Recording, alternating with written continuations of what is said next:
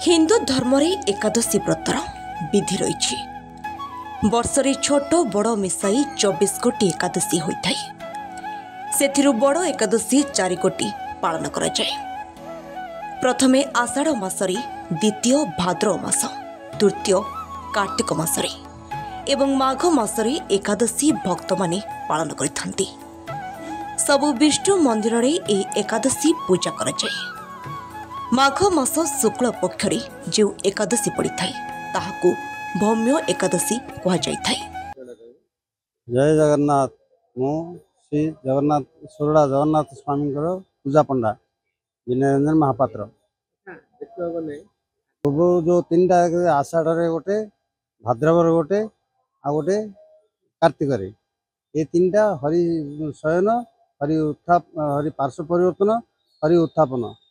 किंतु यही एकादशीटा यहाँ केवल भीष्म हो। भीष्म ये समय महाभारत युद्ध रे ये एकादशी दिन रे महाप्रभु को से युद्ध क्षेत्र में से स्नान करी महाप्रभु को ध्यान करते एवं तेणुकरी तो किए नथिले, सी अपुत्रिक थे। तो भगवान जो ये करथिले, प्रतिज्ञा करथिले जे मु अस्त्र धरिबिनी बोली, से अस्त्र धरिया को बाध्य हेले। कहीं ना भक्त भगवान भक्त प्रतिज्ञा रखा भगवान निज प्रतिज्ञा को जलांजलि देते। तेणुकरी आज तांकर उद्देश्य रे एटा भैमी एकादशी या बल सी प्रतिज्ञा रक्षा करथिले भीष्म। तेणुकरी ये एकादशीटा पालित हो भीष्म। हाँ,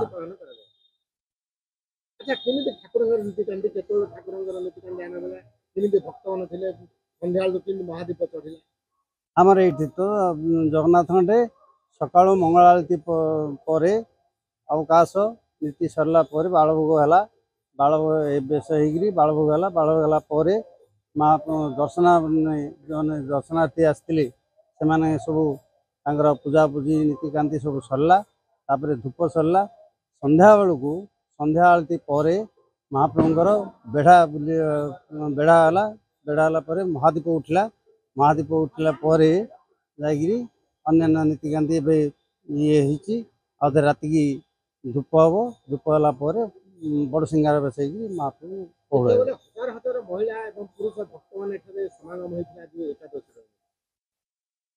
एकादश में बहुत गुड़े लोक आज जेहेतु कि जोड़े तो थे आज गोटे पड़ा दीदी जाक स्मार्थ परमात्मा गोटे एका बहुत गहली समागम है। यार पौराणिक किंवदंती अनुसार महाभारत युद्ध समय पितामह भीष्म जेतेबेले सरसर्जरी रही से समय यही एकादशी व्रत पालन करते। भीष्म जड़े कृष्ण परम भक्त थे। प्रतिदिन कृष्ण को दर्शन करी भोजन करुले। किंतु सरसर्जरी थिबा समय प्रभु श्रीकृष्ण भीष्म पाखक आसी भक्तों भगवान सबु किछि करिथांती। तेणु भीष्म को देखा करने निकट को आसी। तेणु ए एकादशी को अनेक हिंदू भक्त माने पालन करथांती। श्रावणी गौड़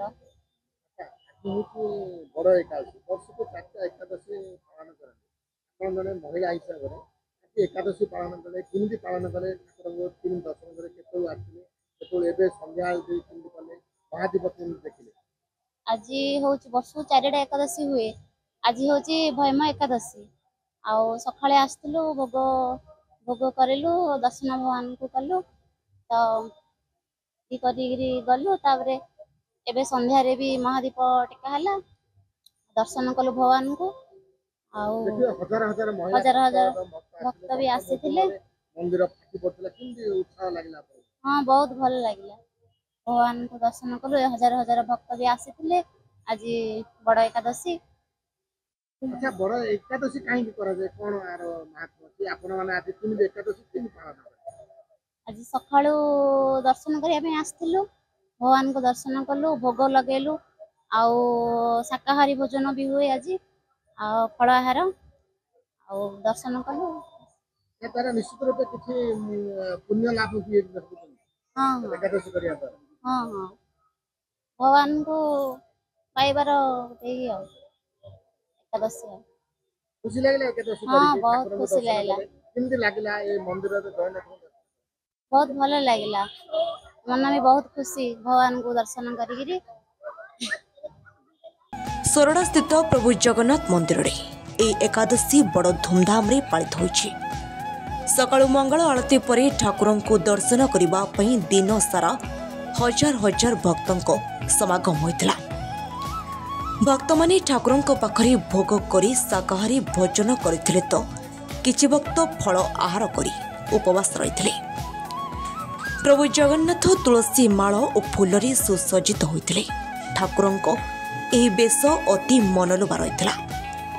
संध्या समय हजार हजार भक्तों ग्रहण में संध्या आरती पर महादीप धरी पूजा पंडा ताल मृदंग बजाई मंदिर परिक्रमा करथिले। मंदिर परिवेश हुलहुली और जय जगन्नाथ ध्वनि रे कंपी उठिथिला। एहापरे महादीप मंदिर उपर को उठिथिला।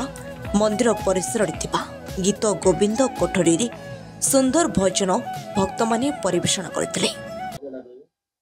शिशिर कुमार दास मोर सोरडा रथगदा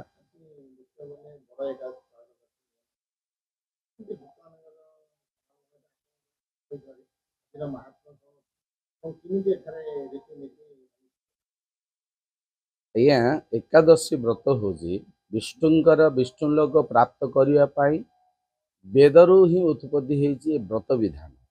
ତା ଭିତରେ ଆମର ଅଛି ଶାଳଗ୍ରାମ ଶିଳା ବନ୍ଧୁ ବନ୍ଧୁ ଏକାଦଶୀ ବ୍ରତ विप्रपाद रजबंधु नामन बंधु मैतळे संसार तीनटा जिनस साथी आमर जीव गोटे है शालग्राम सेवा जो माने करती जो ब्राह्मण माने तांकर से माने भक्तिपूत जिनसटी स्वर्ग रास्ता नापी हुए शालग्राम शिला बंधु एकादशी व्रत आमर जो एकादशी अच्छी ता भितर बड़ एकादशी चारि गोटी अच्छी बड़ एकादशी प्रथम बड़ एकादशी हूँ आषाढ़ मसरे द्वितीय बड़ एकादशी हूँ भाद्रव मसरे तृतीय बड़ एकादशी हूँ माने कार्तिक मसरे चतुर्थ एकादशी हूँ आमर माघ मसरे किंतु आम आपण कहे आ गोटे पुण्य मास अच्छी जो माने बैशाख मास से बड़ एकादशी भाव में ग्रहण करा होना जेहेतु आमर सेटा आमर चाप खेल आरंभ हो जगन्नाथंकर जो जल जल स्नान जोग अच्छी तेणुक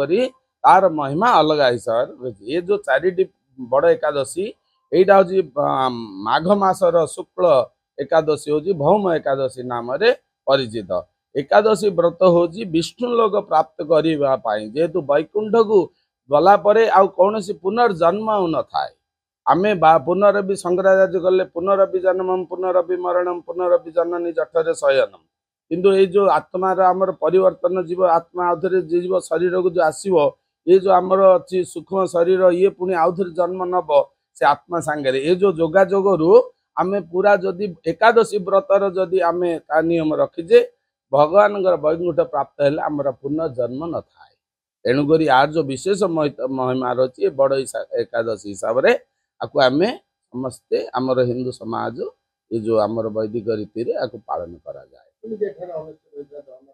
आमर